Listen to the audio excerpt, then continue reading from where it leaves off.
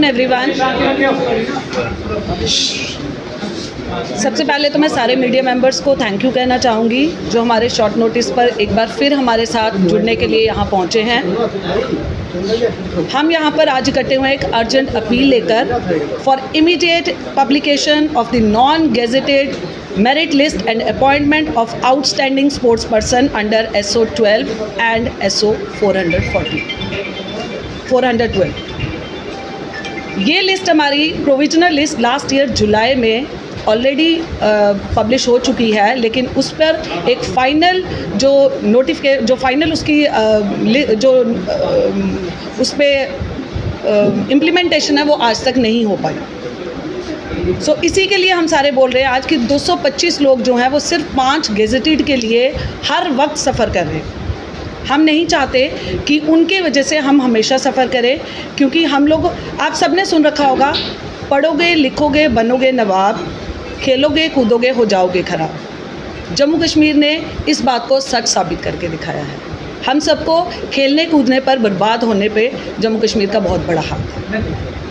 हमारे LG sir जाकर पुंछ में अनाउंसमेंट कर रहे हैं कि जो भी पाकिस्तान शेलिंग में जो भी लोग शहीद हुए हैं उनके घर वालों को नौकरी दी जाएगी। बहुत अच्छी बात है। हमारे साथ क्या होगा? हम भी शहीद हों फिर हमारे बच्चों को नौकरी देंगे, क्योंकि हमें तो देने से रहे आप। हम इतने सीनियर हो चुके हैं, पिछले 10 साल से हम लोग इसके लिए लड़ रहे हैं, लेकिन आज तक हमें कुछ नहीं मिल पाया। JNK आज भी एक कंजर्वेटिव सोसाइटी है, जहाँ पर हस्बैंड्स फादर्स अपनी बेटियों को एकदम से स्पोर्ट्स के लिए नहीं बेचते, क्योंकि स्पोर्ट्स कॉस्ट्यूम वेयर करना, नेशनल इंटरनेशनल लेवल तक खेलना, वो सब कुछ हमारी फैमिलीज़ इतनी जल्दी अलाउ नहीं करती। स्टिल अगर कुछ लड़कियां निकल कर आती हैं तो उनको बेनिफिट मिलेगा, तो वो आगे अपने बच्चों के लिए फ़ाइट करेंगी ना। कब तक हम इन्हीं चीज़ों के लिए लड़ते रहेंगे?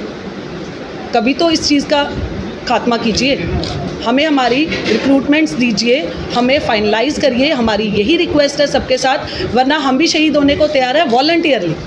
जब आपने कुछ नहीं प्रोवाइड करना तो हम यही करेंगे।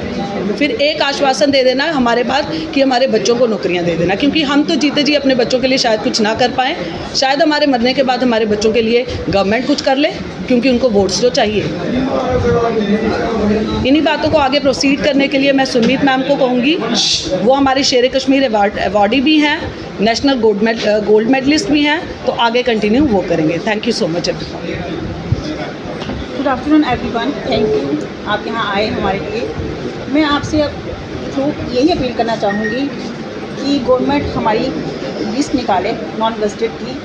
सिर्फ 5 गस्टेड के लिए उन्होंने नॉन गस्टेड पोस्ट जो है वो पेंडिंग रखी है, जबकि उन पर SO भी लग चुका हुआ है। अक्टूबर में रेडी है लिस्ट, सिर्फ लिस्ट आउट करने की देरी है। यहाँ तक प्रोविजनल लिस्ट हमारी कब की निकल चुकी हुई है। अब हमें समझ नहीं आता कि हमारी लिस्ट आउट क्यों नहीं हो रही है एक गस्टेड 5 पोस्ट के लिए, जबकि वो गस्टेड है। वहाँ तक हमें पहुँचने के लिए, उनके लेवल तक पहुँचने के लिए हमें बहुत टाइम लगेगा। वो ऑलरेडी हमसे इतने लेवल ऊपर है और उनके पीछे हम इतना सफ़र कर रहे हैं। मेरी लिस्ट हम एलिजिबल थी मैं 2015 में, आज 2025 हो चुका हुआ है। ये 10 साल मायने रखते हैं। क्या गवर्नमेंट हमें इनका कोई प्रायोरिटी देगी? नहीं, कुछ भी नहीं देगी।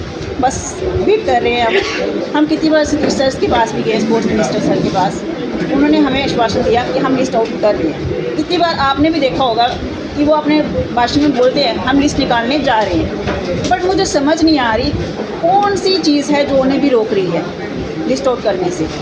वो तुम बोल देते हैं कि हम लिस्ट निकालने जा रहे हैं, पर कब वो लिस्ट निकलेगी? 12 साल मायने रखते हैं लिस्ट निकलने। अभी क्या ज़रूरत पड़ी आपको, क्या मीडिया के सामने आए? हाँ सर, हमें लगता है कि हमारी जो लिस्ट निकलेगी, हमें एक हाथ में अपॉइंटमेंट और दूसरे हाथ में रेजिग्नेशन साथ ही रखना पड़ेगा। शायद उसी स्टेज पर जाकर हमारी लिस्ट निकले। तो इसी वजह से हम कहते हैं कि रेजिग्नेशन से पहले हमें अपना रेजिग्नेशन देने से पहले ही रिटायरमेंट लेने से पहले ही अगर अपॉइंटमेंट मिल जाए तो हम भी गवर्नमेंट के शुक्रगुजार होंगे। इसीलिए हम लोग आज यहाँ पे पहुँचे हैं कि सीनियर मोस्ट लेवल तक पहुँच चुके हैं, लेकिन लिस्ट आज तक नहीं डिस्क्लोज। रखा गया स्पोर्ट्समैन के लिए। जी सर।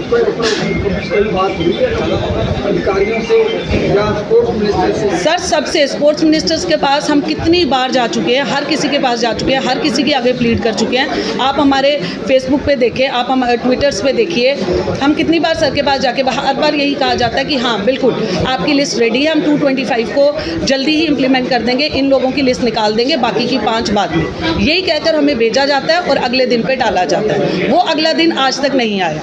मैम हम आपकी अचीवमेंट जानना चाहते हैं सबकी, क्योंकि देखिए 4th लेवल पे हूँ, शेर कश्मीर अवार्ड दिया है, नेशनल 7 मेडल से।